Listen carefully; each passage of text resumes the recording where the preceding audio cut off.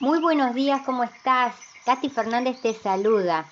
Qué lindo saber que estás ahí acompañándome para juntos volver a abrir la carta de amor de nuestro Dios Creador. Trae tu Biblia y oremos antes de abrirla. Amado Padre Celestial, te damos gracias por tu compañía continua, porque sabemos que estás con nuestros queridos y con nosotros, que tus santos ángeles nos acompañan. Ahora, Señor, en este nuevo día te entregamos nuestro corazón para que reines soberano en él.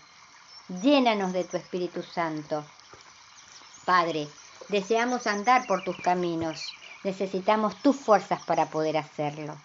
Y ahora, que el Espíritu Santo se mueva potente para poder entender lo que hoy quieres enseñarnos. Te amamos, Padre, en el nombre de Jesús. Amén. La lección de escuela sabática para esta semana lleva por título El ministerio de Pedro.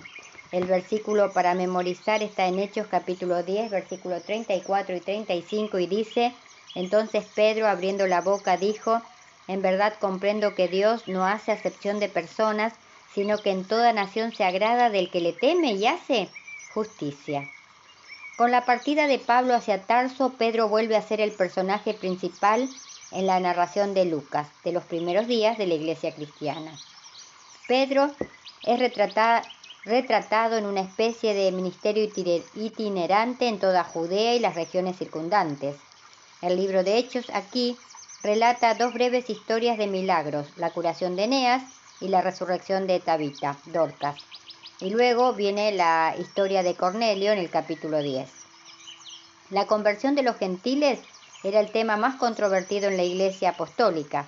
Aunque las discusiones que siguieron al bautismo de Cornelio distan mucho de resolver todas las dificultades, el derramamiento del Espíritu, que recordaba lo sucedido en el Pentecostés, ayudó a convencer a Pedro y a los demás hermanos de Jerusalén de que las bendiciones del Evangelio no estaban restringidas a los judíos.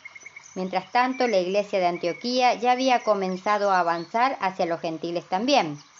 En el estudio de esta semana incluiremos el surgimiento de una nueva y breve persecución, esta vez impulsada por el rey Herodes, y su impacto en los apóstoles que se habían salvado de la persecución impulsada por Pablo. El día domingo 5 de agosto la lección lleva por título En Lida y Jope. Pedro estaba visitando las comunidades cristianas de la región costera de Judea. Su propósito probablemente era darles instrucción doctrinal, pero Dios lo usó poderosamente para obrar milagros como los realizados por Jesús mismo. Te invito a que me acompañes en la lectura del libro de Hechos, capítulo 9, versículo del 32 al 35.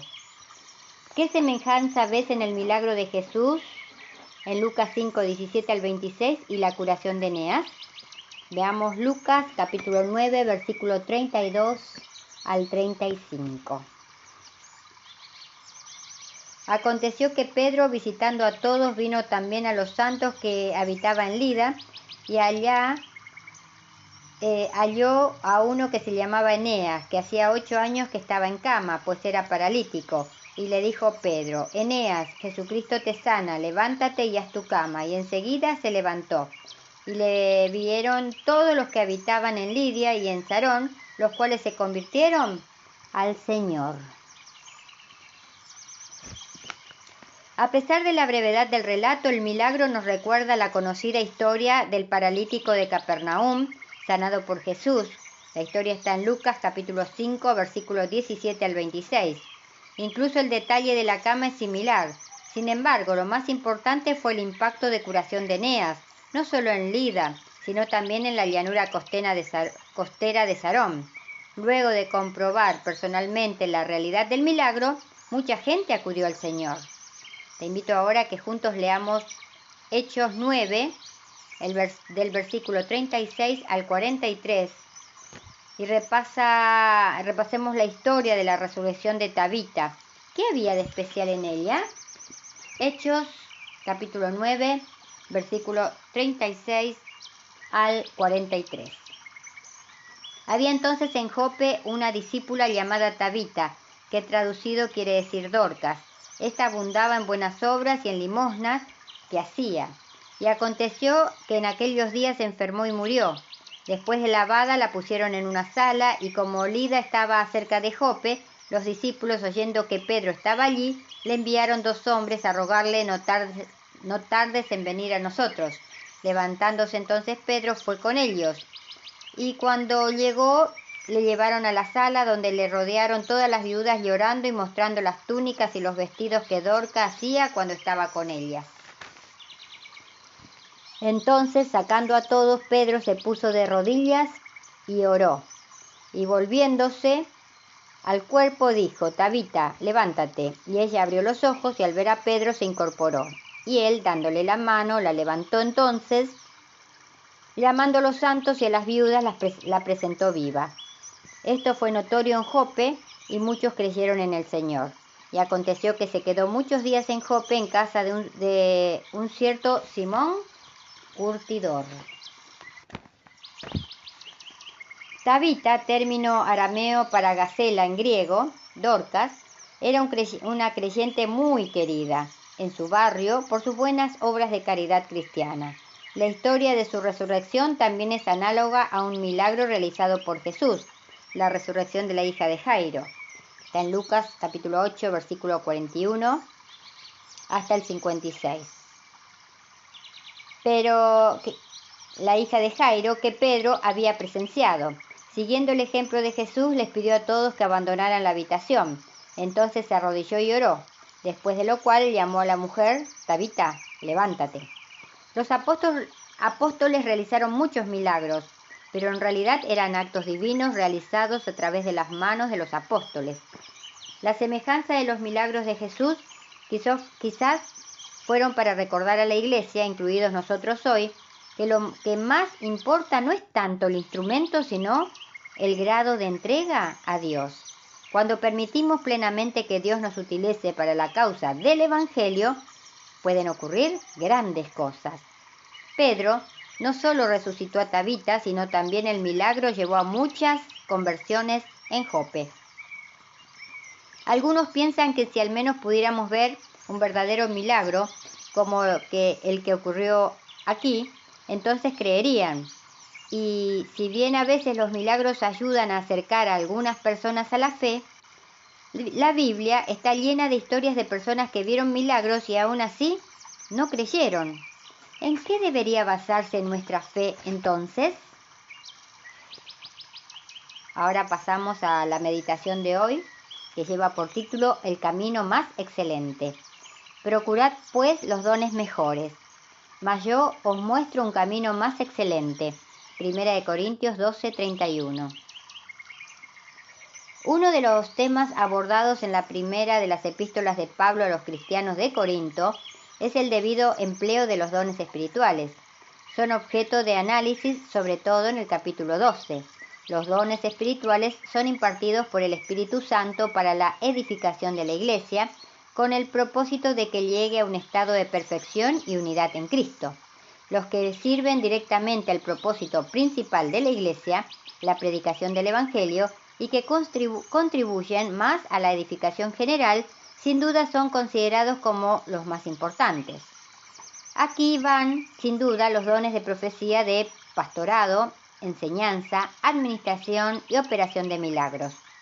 Sin embargo, para los fines anunciados, edificar a la Iglesia y predicar el Evangelio, el apóstol afirma que hay un camino más excelente. Ese camino más excelente es el camino del amor, que es el tema del capítulo 13, donde se presenta una exposición magistral e inspirada del amor cristiano.